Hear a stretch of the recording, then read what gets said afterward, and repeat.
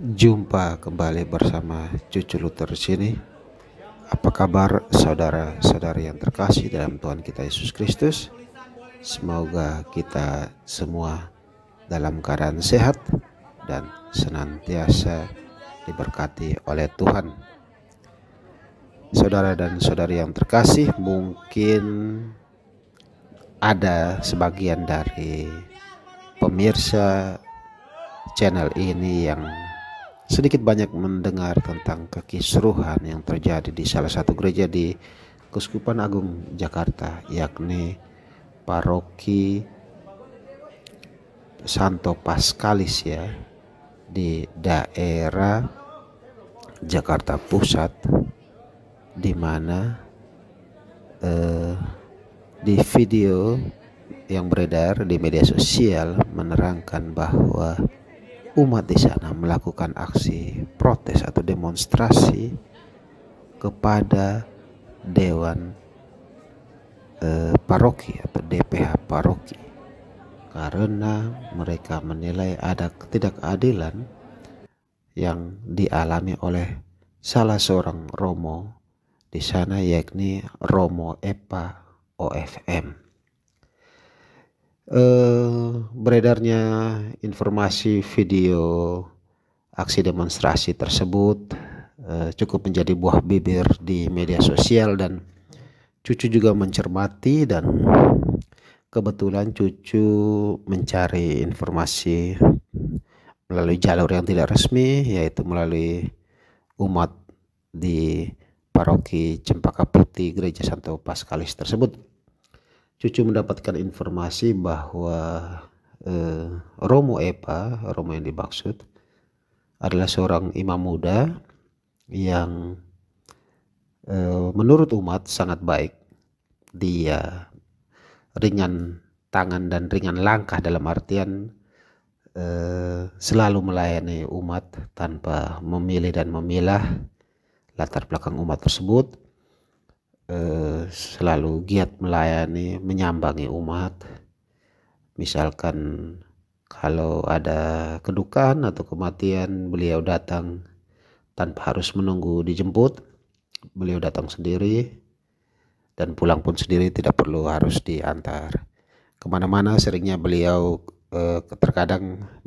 terkadang menggunakan sepeda menyambangi umat. Dan pelayanan-pelayanan seperti itu menurut sumber yang Cucu tanya-tanya ya, itu sangat menyentuh hati umat. Karena itulah tidak heran kalau umat kemudian melakukan aksi demonstrasi menentang dalam tanda petik tersingkirnya Romo Epa karena beliau dipindah tugaskan dari paroki itu ya. Nah, menurut sumber Cucu tersebut, dia mengatakan bahwa ada surat yang dilayangkan dari pihak Santo Paskalis ya kepada Keuskupan Agung Jakarta serta Provinsialat OFM Indonesia, di mana surat itu berisi kira-kira ya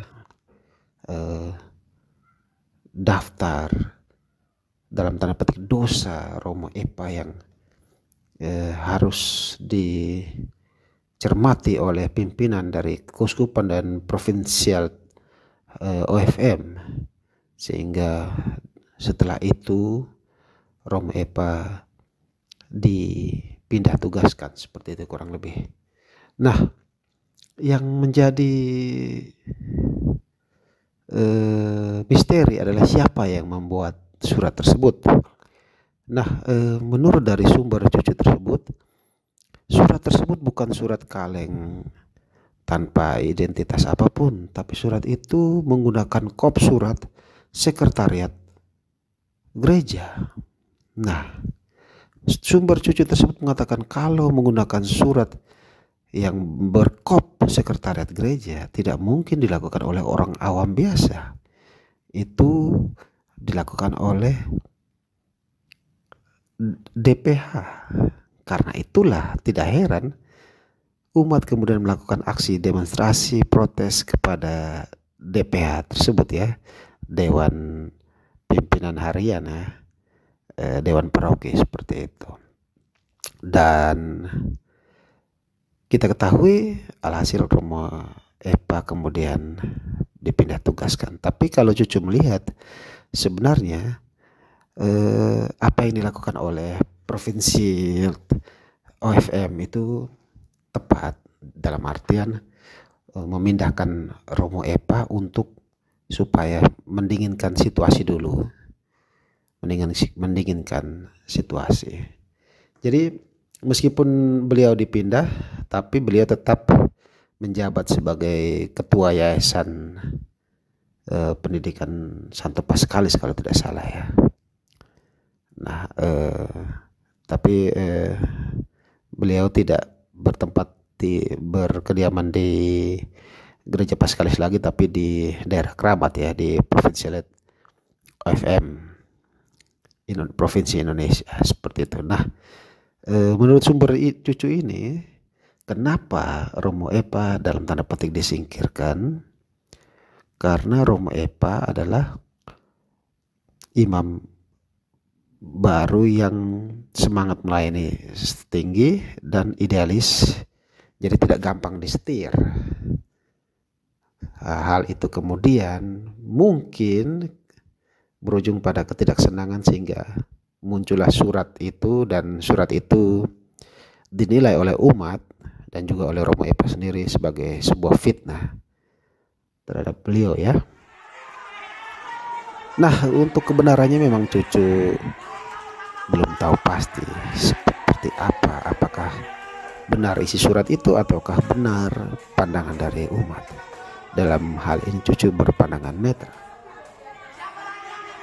Tapi Cucu dan mungkin semua kita yang menyaksikan video ini, Cucu ajak juga untuk kita mendoakan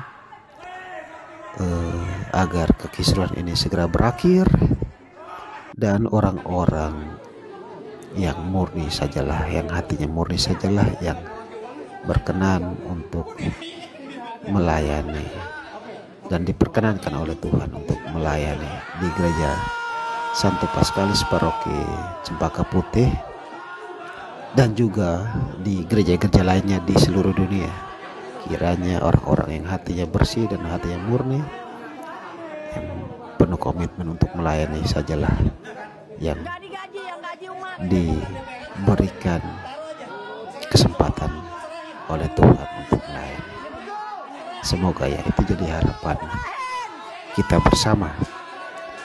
Baik, mungkin untuk sementara sekian dulu video Cucu kali ini. Nanti kita akan bertemu dalam video-video Cucu yang lainnya. Cucu sudah berkomitmen untuk lebih rutin lagi untuk mengupdate channel ini. Baik, terima kasih. Sampai ketemu di lain kesempatan. Semoga kasih karunia Tuhan senantiasa menyertai kita. Saya nyaris tidak percaya kalau ada orang yang menyatakan atau datang kepada saya, bagaimana keadaanmu? Baik-baik aja Romo. Saya nyaris tidak percaya. Karena pasti ada sesuatu yang terjadi. Dan salah satu yang membuat kita susah, saudara-saudariku, yang adalah bagaimana kita kesulitan juga dalam mengampuni kesalahan orang. Seakan-akan kebaikan kita, kebaikan dia itu hilang begitu saja ketika ada satu kesalahan.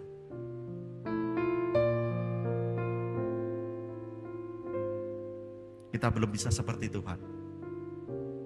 Bagaimana dia mengampuni dengan segala kerahiman dan belas kasih. Kita masih perlu banyak belajar dari Tuhan sendiri. Maka saudara-saudariku yang terkasih, dalam keterbatasan kita, tipisnya hati perasaan kita, dalam limitnya kita dalam mengerti segala sesuatu, dalam keterbatasan ruang dan waktu kita dalam bergerak, dalam mengasihi, dalam menepati janji, pun dalam mengampuni saudara-saudariku yang terkasih. Marilah kita berusaha. Yogyakarta yang seluas itu saja ada watasnya. Watas itu artinya batas. Bagaimana kita manusia yang kecil ini mempunyai batas. Marilah dalam keterbatasan itu kita berusaha mewujudkan apa yang kita doakan. Tuhan bekerja dalam ketidakbatasan, namun kita berusaha dalam keterbatasan. Maka dalam keterbatasan itu, saudara-saudariku yang terkasih, marilah kita mengusahakan apa yang kita mohon dalam doa-doa kita, dalam perjuangan kita. Tuhan memberkati kita semua.